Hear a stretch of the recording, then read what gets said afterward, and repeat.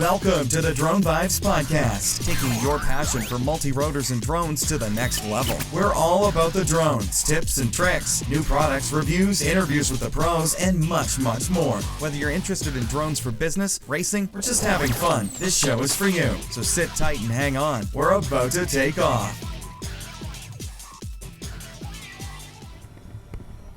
All right, everybody, welcome to episode number 100 of the DroneVibes podcast. I'm Eric, here with Peter. Peter, how's it going? Hey, it's going well. Enjoying a wonderful afternoon. So we might sound a little different right now than we normally do. We are actually not in the studio. We thought we would do something a little bit different today, and for episode number 100, we are recording this episode live from my boat, actually, in Highland Lake up in Winstead, Connecticut. And Peter thought it would be a good idea to do something a little different.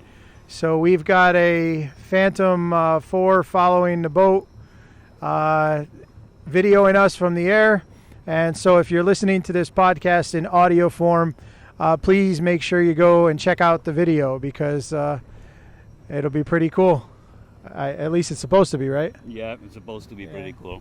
So, yeah, this is neat. We're using active track on DJI Phantom 4, and we have it highlighted the boat, and my son Daniel's driving us around, and you'll be able to see Peter and I Phantom is following us, hanging out on the front of the boat, and Peter's actually doing some stuff with the sticks here. I'm not quite sure. Phantom. He's fighting the Phantom. So episode 100, big deal. That's a huge deal, actually. I know it took us a week or so extra than we wanted to get this done. We were trying to figure out something cool to do for the 100th episode, and Peter approached me and said, hey, we should shoot the podcast from the drone. I'm like, yeah, all right, that's cool. And he goes, and we should do it over water at the lake on your boat. Oh, okay. So here we are. Big news coming up tomorrow, right? Tomorrow's the FAA regs go into. Oh, the Part 107 testing starts? Yeah, so you'll be able tomorrow to get your commercial license under the Part 107 now. So that's going to be awesome. That's a big day. A huge lot of people, and really big for everybody who's been waiting kind of on the sidelines and hoping for this to happen. I know there have been people for years trying to get into the business or considering, should I get my 333 exemption or should I not? This kind of answers them for them, so it's here, and we'll see what happens. Yeah, that's I know a lot of people are there's a big buzz going around on Facebook today with everybody excited that that's happening tomorrow. So kind of cool that episode 100. This episode will probably go live tomorrow. So today is 107, I guess. Yeah. Okay. Hopefully, so that is awesome, and you know what? So it's been 100 episodes. So let's reflect a little bit on the back. I remember back then when you were starting the podcast, this was all happening in your kitchen, pretty much. Yeah, my kitchen with a what was that mic we were using? The Yeti mic. A Yeti mic, a USB mic, and we would sit on either side of the table staring at the same mic. Yeah. And that was back when Joe and I were doing it, and we were just started a magazine, as a matter of fact, Multi-Rotor Pilot, now called Drones Magazine. Mm-hmm. And that had just started, and we decided we would do a little podcast to kind of talk about products and stuff that we were doing in the magazine. So that was 2 years ago. 2 years ago, which in drone terms is like an ancient history. Lifetime, so now look at this thing now. So I'm sitting here with my controller. This thing is following us like a little puppy. Yep. Around 2 years ago, that if you remember, exist. we were just like learning how to set up the NASA controllers. The NASA V2. We were amazed that it was actually able to hold in one position for us. Yep. And there was about a time where we had 3-axis gimbals for the SLR cameras, but they were really expensive. But everything was 2-axis. The 2-axis for the GoPro and all that. So 2 years, to me, that's not really that long of a time. No, it's really not. But in drone world, it's like dog years. In the technology world, this is really amazing. I mean, just imagine that now, remembering what struggles we had back then just to get a video downlink. Let alone getting something to follow us or something to be able to do a live feed when we do this. It is funny that you mentioned that, because now I'm thinking about technology. I remember the first drone that we had that had auto takeoff. Yeah. it was a big deal. You hit a button and it just took off and stayed right there.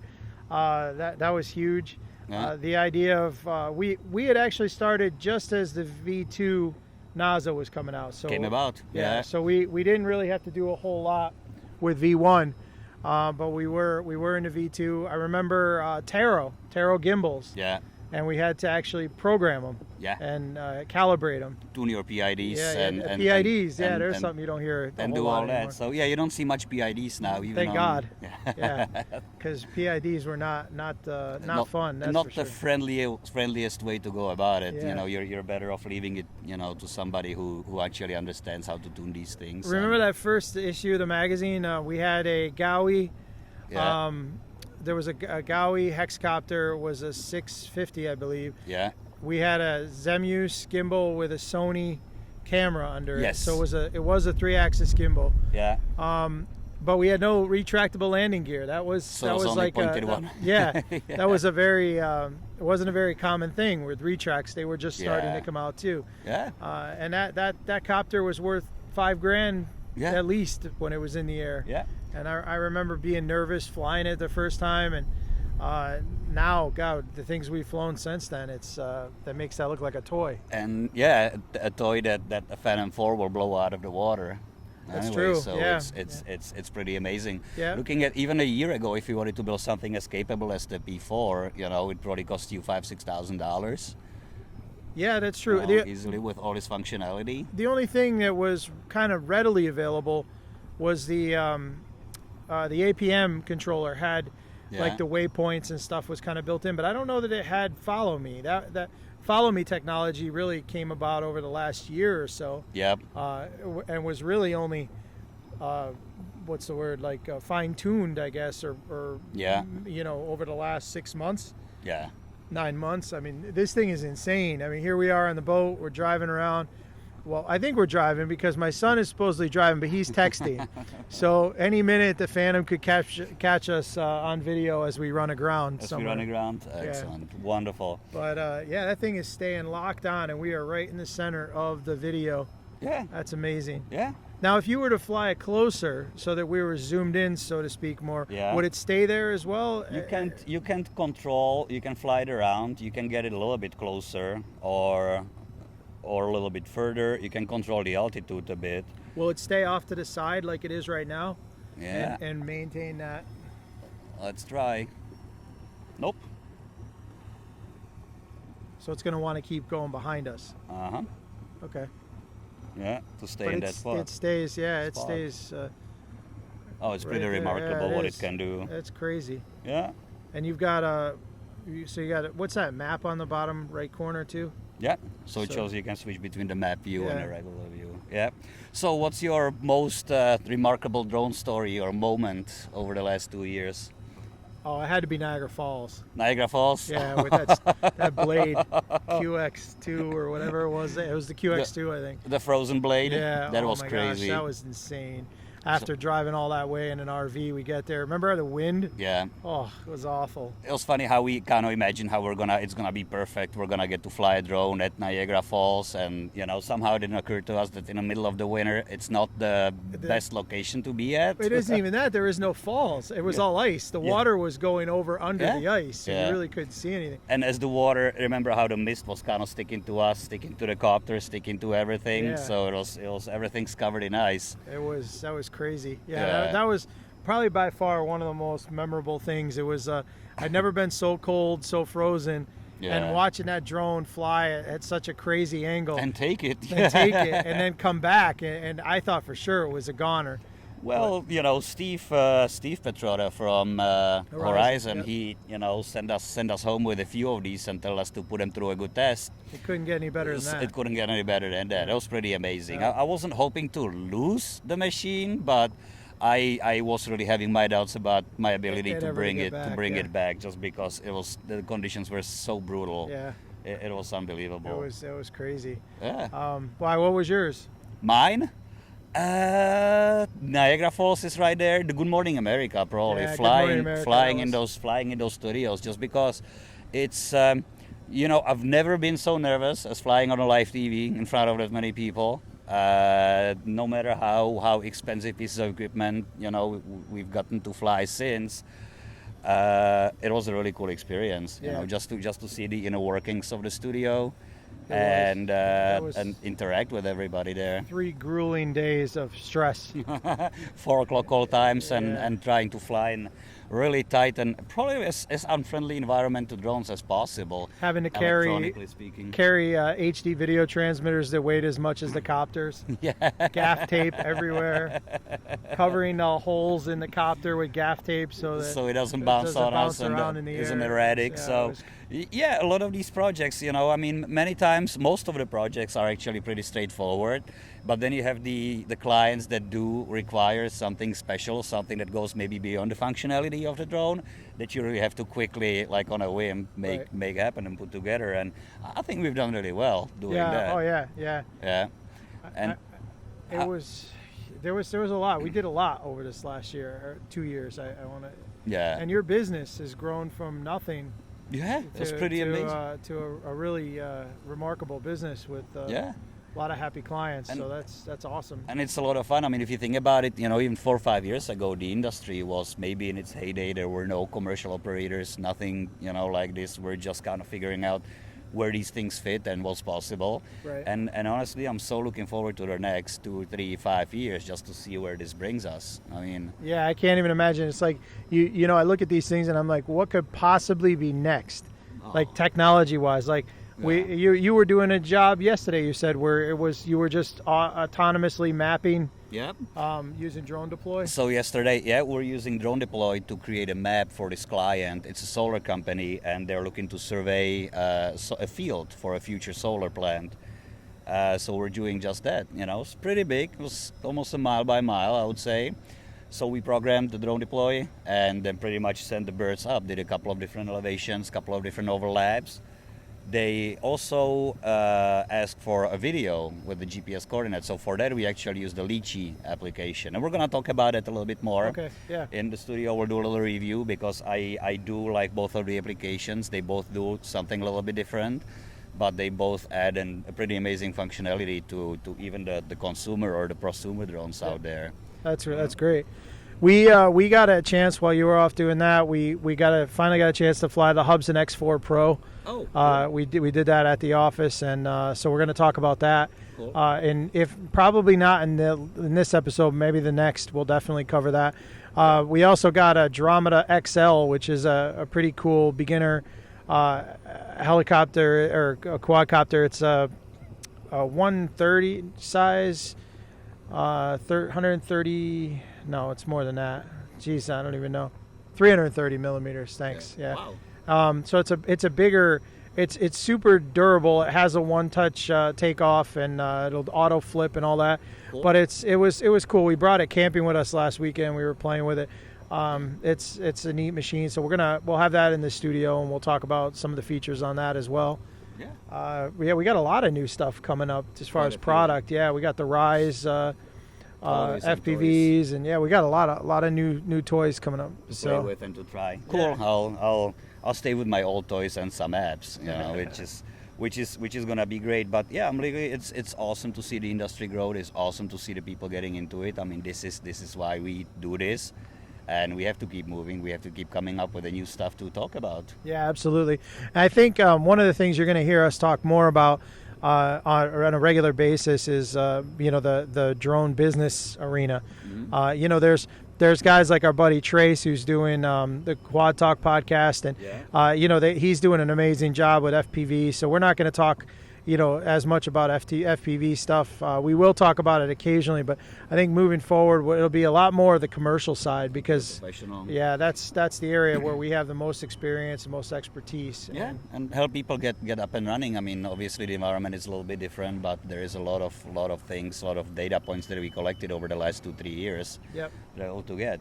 But I'm gonna have to. I'm hearing your low battery warning. Yeah, my 30% battery. At which point does it fall out of the sky and go into the water? Oh, we can hang in another 5 minutes, and I'm sure we'll Hairy? discover. Well, no, but about 3 minutes into it, it's gonna start going back home, which is way over the other side over of the there lake. across the lake. Ah, there you go. There it goes. Yeah. So. So I'm gonna reel this in. All right. Well, let's reel this in, and we'll have this video segment out on the on YouTube, and it'll be on DroneVibes.com. And the rest of this episode, we'll get back into the studio, and we'll continue in the studio. All right. Sounds good. All right. We'll talk to you guys in a few. Awesome. Thank you.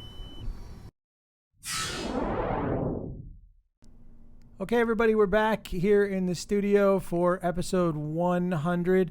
That was a neat boat ride. It was kind of cool. We got a chance to play. It was awesome. With the active track on the Phantom. And it worked really well. It was impressive. I wish we could have gotten a little closer. Yeah, didn't I? For some reason something changed. It kept the distance. Yeah, no, but it's fine. It's cool. So, so 100 still continues here. Yeah. Keep the dream alive. Yeah, absolutely. Well, besides of this being the episode 100, this week I actually pretty much I've done every or one of each jobs that you can possibly do or I can possibly do as a part of a drone business. I mean, there's not that many. We've shot a feature film, we did a commercial, a real estate shoot, construction progress. We did the drone deploy with Micah, the 3D mapping, and this morning we did the urban archaeology actually, which was so. Tell me about that. Really cool. That was in the city. That was in the city. It was in Brooklyn. Just outside of the 5 mile zone or Class B airspace. So we lucked out on that one. So what was it? What were you so doing I had a call from this archaeologist that actually works with like developers or the city in on excavation sites or construction sites because whenever there is some change to zoning or new construction, they have to invite archaeologists to do kind of like a research about what was there before and see if something can be found. There's a lot of history in a very compact area. Yeah, and I never knew there was such a thing. I mean, I'm sure there are things underground in a city too. I mean, it's been around for a while. Mm-hmm. So what they did in Brooklyn, they took down the building to build some new residential thing, and as they were excavating for the foundation, they found a brick wall. They found a ceiling. Mm-hmm. So they dug a little bit more, and they actually discovered these 4 large vaults that were a beer storage for a brewery that used to be there back in 1860. Oh wow! And 1860. 1860, yeah. And back then, way before Prohibition. it wasn't. It was way before it was Brooklyn even. That was its own town. It was called Williamsburg. Okay. And it wasn't a part of New York City. It wasn't even close to the city. Yeah. So that cool. That far in the history. Was Geraldo Rivera there when with the Al Capone's vault when he did that? And that turned out to be a big bust years ago. Yeah. So is there anything inside? Or? So no, just garbage and mud and all that. So no beer. I was hoping because that was supposedly it was the lager cellar where they would let the beer sit. The lagers because it has to like age. Yeah, 150-year-old beer that probably wouldn't taste so good. Ooh. The bottle would probably explode if you opened it. So the whole thing was it was a part of a city block. So there were walls or buildings on either side, and they excavated down probably good I would say 20 feet, and that's where the ceilings were from the vaults. And then they had a bunch of chimneys and vents that were kind of connecting it to the building above it, I suppose. So was once you saw the ceiling, was it hollow underneath it, or was it filled? Yeah. Oh yeah, it was hollow on the inside. So they just literally filled on top of. They built on top of yeah. It didn't cave because the building was the old building was probably sitting on top of it, so they just replaced it, and it was sitting on the columns that were on the top of the vaults. Okay. So there were vaulted ceilings, and where they met, they had these columns that the building, was standing on. Oh my gosh. Way in the back. So that's really cool. like these things get buried. I mean, the way she explained it. So for example, Manhattan in New York City, a good third of it is a fill. It was built by fill. So when the merchants back then that lived on by the Hudson River, because that's where they would park their ships, they would literally leave their garbage, or maybe when the ship was not seaworthy anymore, they would just fill it with trash and sink it there. Mm-hmm. So eventually, this is how Manhattan would get filled towards Hudson and lower Manhattan. So now when they're building there, they will excavate like an old ship. Really? Yeah, or something like this. It was fascinating, beautiful. So what she needed a drone for was, apparently they have some software, and that's another company in Germany that does this for them, that can convert images and a video into a 3D model video. So they pretty much scanned or videoed everything on the inside already and the side walls, and she needed, a scan from the top. So she needed video and pictures from the top. So what we did, I was wishing I could use like a drone deploy or lead sheet to, just draw a grid, right. But because it was inside of the block and so close to those walls, and at some points I was losing GPS. Literally at some points I was flying 20 feet underground, like at that level at the base of those columns. Where were you standing? So for the first half of it, we're on the top, kind of on the fringes of it. Okay. So as I was flying back and forth, creating this little grid with 70% overlap, I would just, always step to the side and do the next one, back and forth, step right. to the side. So they had like a railing around it, you could kind of move about.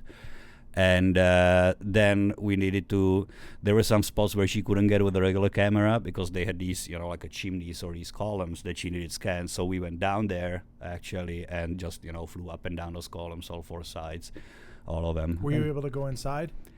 Yeah. But it's like there's nothing in there. It's a vaulted. It's walls. There is a hole that they opened up in one of the walls, and there is a ladder. So you go down there.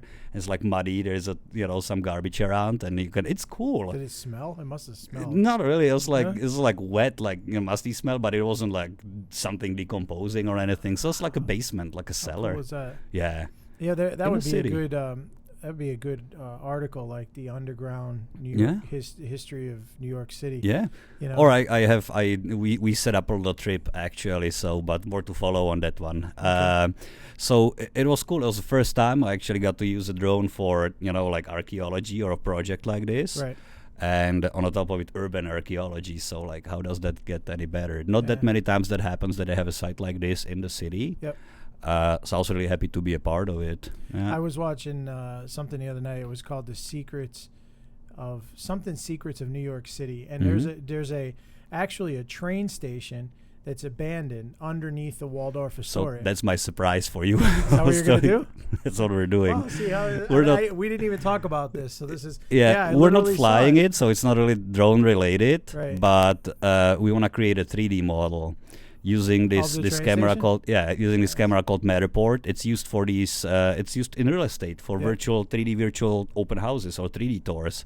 So we want to get one of those cameras down there and actually do the city hall subway station. That's what it's called. How do you get permission to get down there? She's a city archaeologist. Okay. Yeah. So she told you about it. You didn't know about that? Yeah. Well, no, but we were talking about while we were inside of the vault about different techniques that can be used to kind of scan it, because the way they did it seemed a little cumbersome, So after she described it to me, and me like being around the real estate and seeing how the Matterport technology works, I just asked her, I'm like, have you ever heard of anything like this? Because that could be an ideal. They do 3D tours of the houses, virtual tours of the houses. I could imagine that a space like this you could easily scan, right. Especially if it's something that's not getting preserved or that it's difficult to gain access to, that the public doesn't have access to, but you want to show it.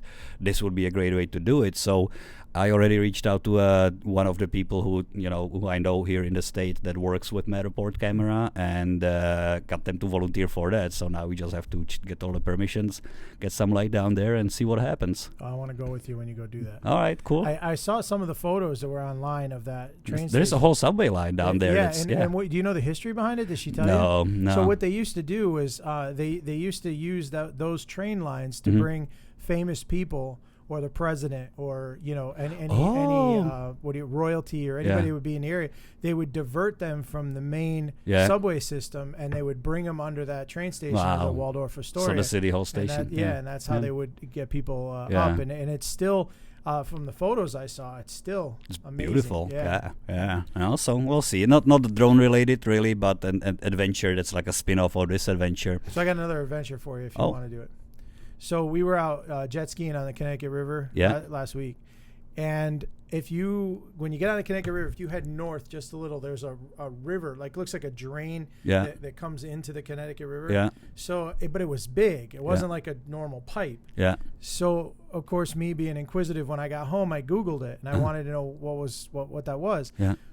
There's a river that runs under Hartford. Yeah. Did you know that? Oh yeah. And apparently there's this guy who every other year he takes a group of people and they kayak under the city on this river because it's pitch dark, so they gotta wear lights. Yeah. And I'm like, I don't know if I have the guts to do that, But I'm like, how amazing would that be? Yeah. You know, I man, like I do like things that I can drone, you know, but there is this fascination with like old places or abandoned places. Yeah, like also every time you get to prisons and the mental hospitals. Yeah, and yeah, that I get to fly. So I do seek out these little spots and see what I can do there as far as the flying is concerned. Yeah, so that was really cool. Definitely, you know, hope to seems like she was happy with what she got, and you know, I'm hoping to be their drone guy now. So hopefully get to participate on some more projects. You should bring a drone to Vegas and fly the graveyards, airplane graveyards. Have you seen those? I did. It's I don't think it's that close to Vegas actually. It's a trip. Yeah. Yeah. Well, I mean, it's closer than Connecticut is. Yeah, that's true. But Speaking of Vegas, Interdrone, it's coming. Up, it's coming 7 weeks. through 9 in 2 weeks. Yeah, so we're gonna be there. You'll be there. I'll be there. Eric, I'm not. I can't take him anywhere with me. So unfortunately, I can't go. So you guys, if you see us, me and Paul, I believe Paul is going to, are gonna be there. If you guys see us running around with little DroneVibes shirts, just say hi. Give us a little nudge. Yeah, stop by and let seems like I was looking at the lineup. I was looking at the speakers, the presentations, and it's like it looks like the who is who of the UAS industry. So it's gonna be fun. I'm pumped. Now you're gonna be doing, at the very minimum, some audio interviews with people, right? Oh yeah, absolutely. And then potentially some video if you can get extra help with the camera. Yeah. So that'll be so I'll have a great. bunch of materials, bunch of news to come back with. I'm so jealous. I want to go to that event more than anything, but I have a previous engagement and I can't go, which kind of stinks. But what's more important than drones? You live the adventure through me. I'll live it through you. I'll live vicariously through you. Okay, I think great. That'll be fun. So, so in the next probably 3 weeks, I guess, you'll see the videos and the interviews, and we'll have those on the podcast from Interdrone. So we're as soon as Peter cuts them. Right. So it could be 6 months. Could be 6 months. Yeah. Ask some of my clients. I know we need to get Peter some help. So if you're a video editor and you're willing to work inexpensively or for free, if you're an intern and you're looking for a drone company that you'd love to work with, get a hold of Peter. Yeah, we're hiring. Yeah, always especially fun. if it's an intern. I'm fun to work with. I agree. Ask Micah. Yeah. Speaking of Micah, actually, there was another cool project a few days ago, and so you remember we talked to him a while ago. We had him on for an interview about drone deploy and him using it for assessing some flood damage down in Virginia. So I finally got to pick his brain and use his drone deploy skills. We have this client that's doing like a large solar arrays, and they needed to cover or map out a 94-acre area, which was mostly cornfields, some woods, some wetlands. So we, in upstate New York, so we planned for it, went up there and spent the whole afternoon there actually, and created 3 maps with 3 3D models through Drone Deploy, so 3 different missions on that. And then I actually played with Lychee, which is another app, a really nice app, a polished app that works with the DJI product. What does that do? It does waypointing, it does tracking, it does quite a bit of things. So the difference, and that'll be a whole another episode. Sure. We'll do a little Lychee review. And it's a $27 app from the App Store. And what that does for you, so say you wanna send a drone on a waypointed path. Okay. So because one of the things they asked was not only trying to do the map or the whole picture 2D and 3D map, but also give them a video overflight. But how do you do it over a 94-acre property? Mm-hmm. So you either have to be really high and you get no detail, and or I can't even imagine being able to like do it manually and keep some kind of grid pattern going. With the DJI Go app, if you want to do waypoints, you have to pre-fly it. It doesn't let you program the waypoint, so you actually have to get the copter in the actual waypoint and record it, then record your next one, and then it will repeat it. Mm-hmm. So what Lychee lets you do, it lets you pre-plan without having to pre-fly it, and that happens either in the app, or you can actually go into a mission hub that's online, and you can do it at home, so you can plan your flight and before. You send the file to your and app. That just shares the file or puts the file in your app. You just upload a mission to your app, upload it to your copter, and you're good to go. and you get to decide. There's a lot of functionality to it, so you get to decide how fast it goes between the points, whether you want the turns to be curved or whether you want it, the copter just to make a hard, turn and keep going. What you want the copter to do in each point. It has a point of interest thing, so you can actually have the copter flying a path while the camera is pointed at one, single point. You can also have it fly a path and at some point switch to the next point of interest. So you can program pretty cool shots. We used to be able to do that with the module from DJI with the with the ground station. The ground station. So it's better than that. Yeah. Yeah. Ground station was cool. It was revolutionary when it came out. But I do like Litchi environment, a little bit better. The ground station is still there for some applications. Now you're using this, the Litchi. You're using that with your Phantom. I was using it with the Phantom first. Will it work with the Inspire? It's done. It's for Phantom and the Inspire. So we'll do Phantoms and Inspires, and I was kind of curious if it works with Matrice. Right. They don't list it as a Matrice, but Matrice has Matrice 100 has the N1 controller, which is the same controller as the Inspire. Right. So I tried it and it does work. Nice. So it controls the Matrice. The only thing I think the toggle switch on the different flight modes, it's a little bit different. Okay. So I just had to choose like a different position, and that was it. So it's Litchi did work on Matrice, and I did one mission. The only thing, the Matrice didn't have enough flight time per battery to do the entire mission, so I did the whole field, the whole 94 acres with Phantom twice. And then what they wanted to focus on was where they were building a driveway, an access road to the actual fields, the panels. Mm-hmm. So I actually programmed the Matrice to slowly follow where that road would be, so they can see if there's wetlands, what's in the way, and all that. So I did a few missions with the Matrice and the X5. So that app adds a whole new dimension to. It's crazy. I keep thinking back, a year or two ago, and we mentioned it when we were on the boat, earlier, that we've seen a lot in the last 2 years. And I remember we originally used to say, if you're going to go and do a job, you're not going to do it with a Phantom because it doesn't look, it's not as professional looking as if you went with a larger drone like the S900 or something. But now with the addition of these apps, that Phantom is becoming a tool. It's kind of like a carpenter has a hammer. I mean, it's a nice tool. Yeah, it's a definite tool, and you're not just relying to fly with it. You being able to pre-program the waypoints or use drone deploy to stitch maps together.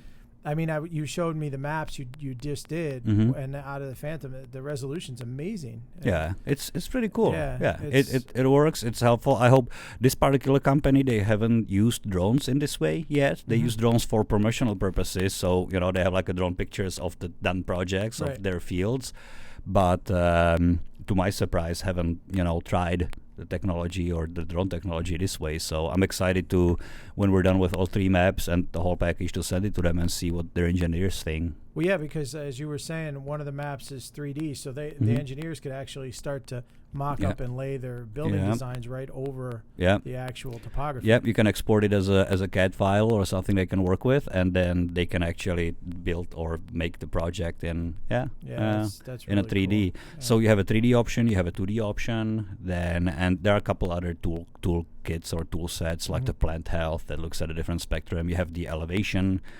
map where it displays different elevations in different colors. Right. So it's it's pretty useful. So were there any problems or challenges that you ran into? With the drone deploy? A few of them, a couple of them. So first off, we almost ran the Phantom into the trees. Well, that's fun. Which was not much of a fun. So here is how it happened, though, and it's so what you do, you prepare the mission in the drone deploy app, beforehand, so you don't have to. You can do it on location, but if you already know what area are you gonna be mapping, you can set up, you can optimize your path, and you can have it at ready. So once you get to the location, it doesn't take all the time to you don't have to spend all this time trying to figure out what is it that you wanna do. So you use Google Earth to make. So this particular client, they actually sent me a plan, a map already that was like a regular topographical map, so we knew exactly what area did we need to map out. So it was really as easy as plotting that in a drone deploy.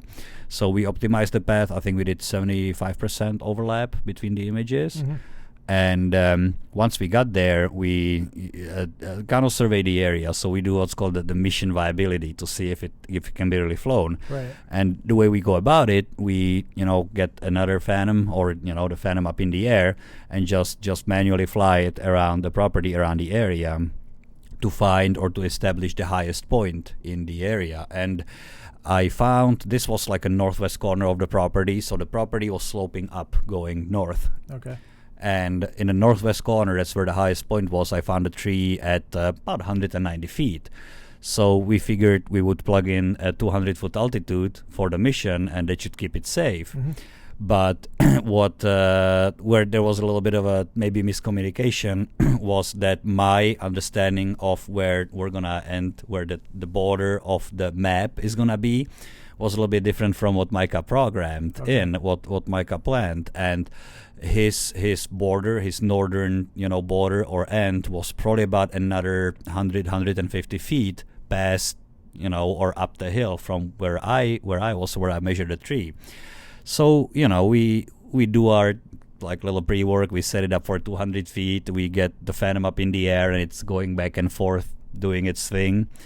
And we started at like a lower end of the property, so it didn't really occur to us all the way until it started hitting, the northern corner. And the first pass, Micah, luckily he was watching, and so that's one like learning. Don't think that it's you want to be in a visual, so it's right. it's not completely hands off. It's not set it and forget it thing. You really want to watch what the drone is doing. Obviously, the camera is pointed down, so he calls me over and he goes, "These trees seem awfully close. I mean, are you sure it's 200 feet?" And I look at a screen, and the Phantom is like in between the treetops, literally. Oh, wow. And I look at his map. I'm like, "Show me that map." And that's when we realized that his map was past where I measured, the top point. So since it was going uphill, you were losing altitude. so we had to abort. He flew it up out of the woods, flew it back, and we readjusted the map. But that was a little scary. I'm not sure if the obstacle avoidance would catch it, because using the Drone Deploy app, you don't really have the obstacle avoidance bars, or the help, so it doesn't, really tell you. And I'm a little afraid to test it. Also, right. I don't know, maybe one of our listeners will know whether the obstacle avoidance actually works in Drone Deploy, or I may ask at DroneVibes, but didn't get to that point yet. Another thing was the camera settings, actually. So we did 3 maps, and the last of them was done when it was already, we lost a little bit of the light. It was maybe an hour and a half before the sunset, less than 2 hours before the sunset, so we had a little bit longer shadows. And because the drone continues moving as it's taking picture, so you want your shutter speed to be as high as possible, so you don't get the motion blur in the pictures. So for the first 2 missions, we're getting 120th of a second minimum, shutter speed, which was okay. But for the last mission, there was a lot of frames that were down at like 50th of a second, and those blurred out on us, a bit. So you can definitely see the difference in the quality you're there. moving while it's taking the pictures. Yeah. So I think what would need to happen for these low light conditions is set it up manually, and as a part of mission viability, just look down with the camera at each different corner. So look into the woods, look at a field, and see if you can find one setting that will work and lock it. And if the light is low, I would even go up on the ISO just to preserve my shutter speed. It on almost the Phantom. seems like the best time of day would do is when the sun is directly high noon. above. High noon. Yeah. That's when we started. That's when the first mission was done. Yeah, because as you get into the beginning or the end of the day, the sun's low on the horizon. You're going to get a lot more. And you have the shadows. It's more difficult to see things. So yeah, absolutely, the light conditions are important. I think and we still have to try different light conditions. I wonder what happens, because sometimes you get a little more even light if it's a little cloudy, because you don't get the shadows. So as long as it's not completely gray skies and it's not too dark, you may actually be better off on like a humid day, or on a day like this where the light is a little more diffused, so you can avoid the sharp shadows. But other than that, overhead light, overhead sun, nice and bright would be cool. I would even bump up the ISO. I would say to 200, 400, just to be able to get at least to 120th shutter speed, if not more. Yeah. So anything lower than that, you will get the blurring. You'll get the blur. How fast is it moving? What's the ground speed? Oh, it's boogieing. I don't exactly remember the number, but I would say it's 15, 20 miles an hour. It's pretty fast. Oh, yeah, so you it need goes. the fast shutter speed.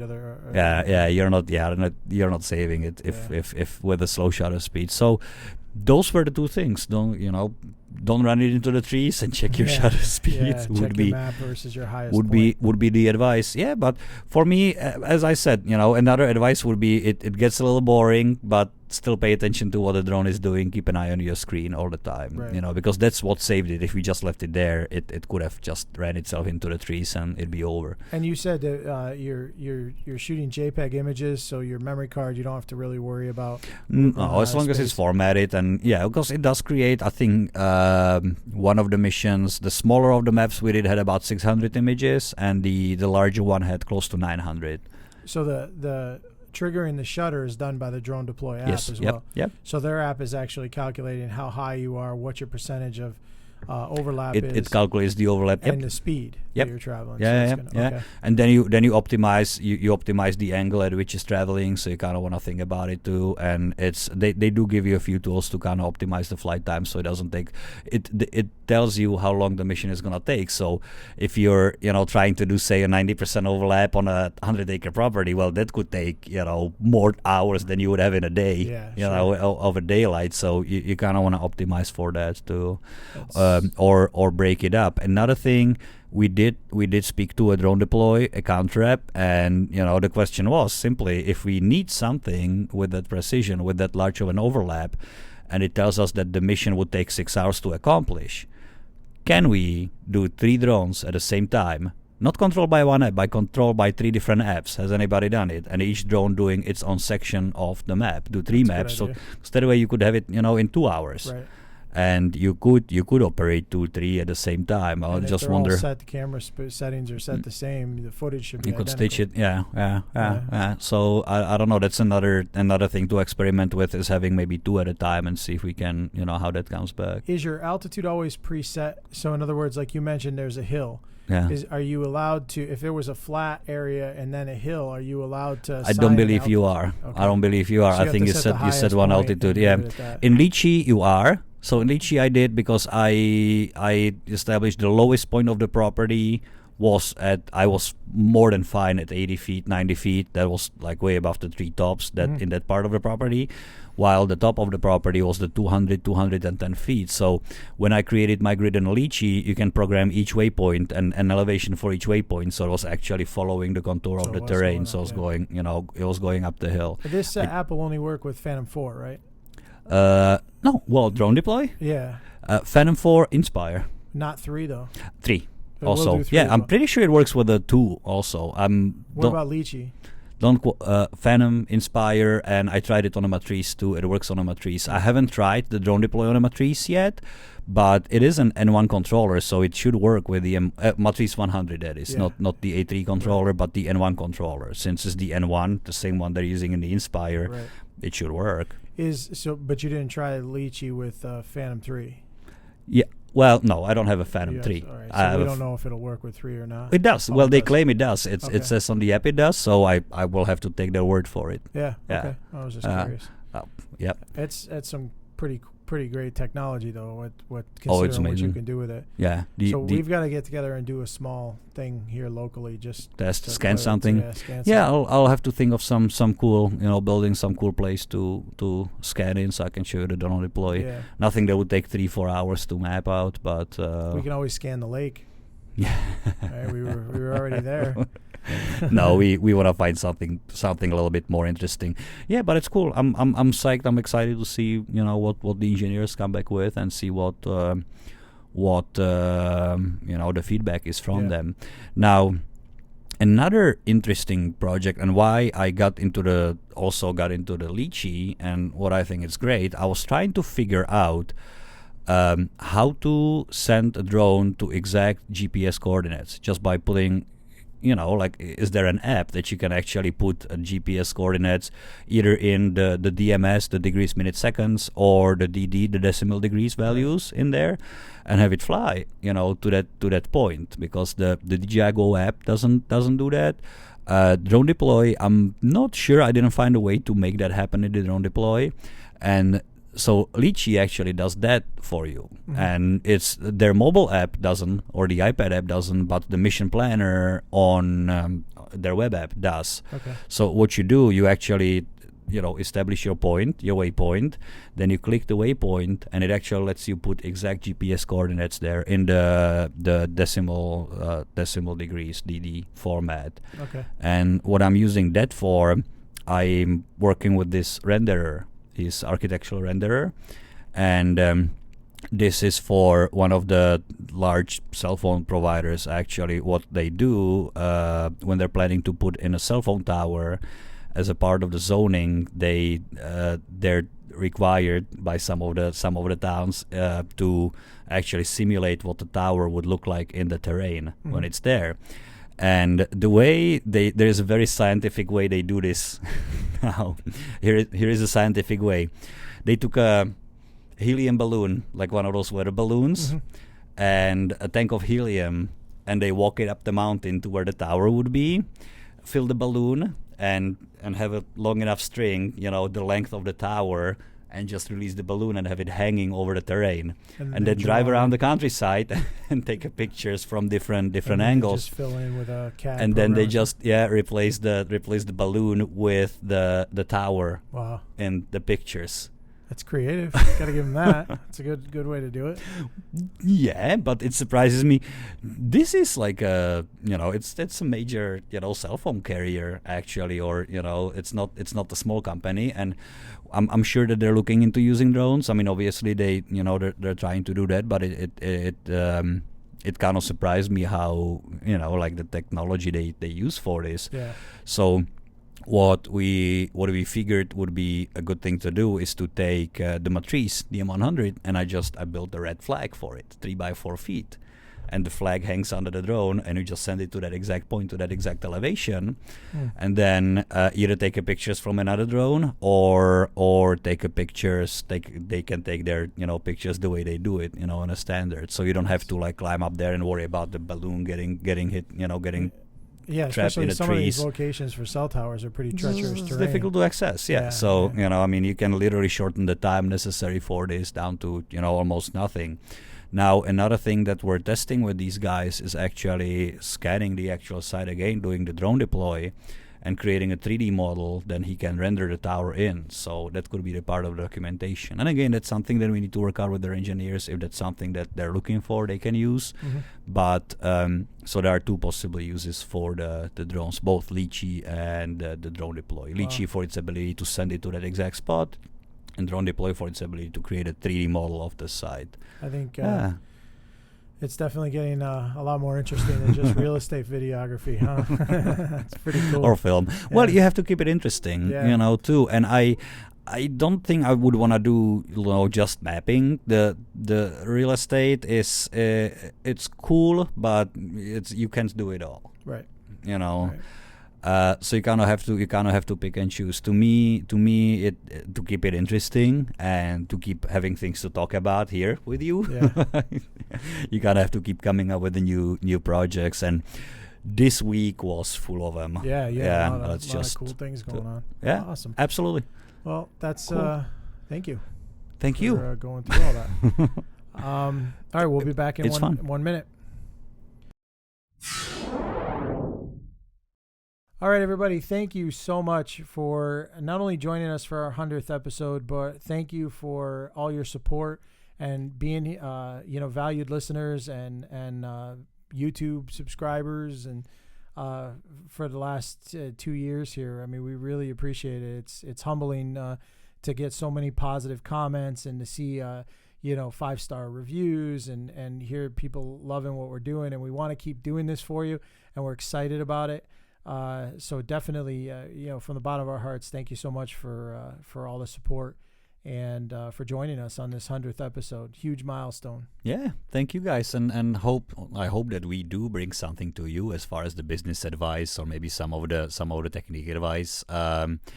if you guys would like to ask us any questions or suggest some tweaks to the podcast, you can always find us at DroneVibes.com. DroneVibes.com. And leave us a message. SpeakPipe on the right hand side. You can just click a little tab there and send us a little voicemail. Yep. And we'll be happy to play it here as long as it's kept clean and hopefully answer any questions. Yeah, that would be great. So we're very easy to reach by going to DroneVibes and SpeakPipe. You can reach out to us on Facebook, Twitter, Instagram. Follow us on YouTube. If you haven't subscribed to our channel, please all do over that. The place. Yep, the video segments are there now, so that's going pretty well. Really good feedback there, actually. So and we've got this is episode 100, but we're a little behind on some video segments. Yeah, we have a bunch of interviews that I still owe the viewers. So I'll just have to get another bunch of like a Starbucks large triple espresso things. Sounds good. Just do a couple overnighters there. But no, I do appreciate all the feedback there because it does take some work to put these together, and it's awesome. That's what kind of keeps me going. Yeah, at least absolutely. I'm sure it helps you too. Yeah. Get up in the morning and get at this table with me and have a little conversation about drones there. And it's been awesome. Yeah, it's been awesome. It's been great. I mean, 100 episodes. 100 episodes. Oh And we were really booking this year. We got a lot done. So that'd be cool. Hopefully 200 will be. And while you guys are out there in the podcast world, just make sure you also send some love to our friends at the Quad Talk. Yeah, go see Trace over there. He's got a great content. He is like a social media master, and if you guys are into FPV racing, that is the place to go.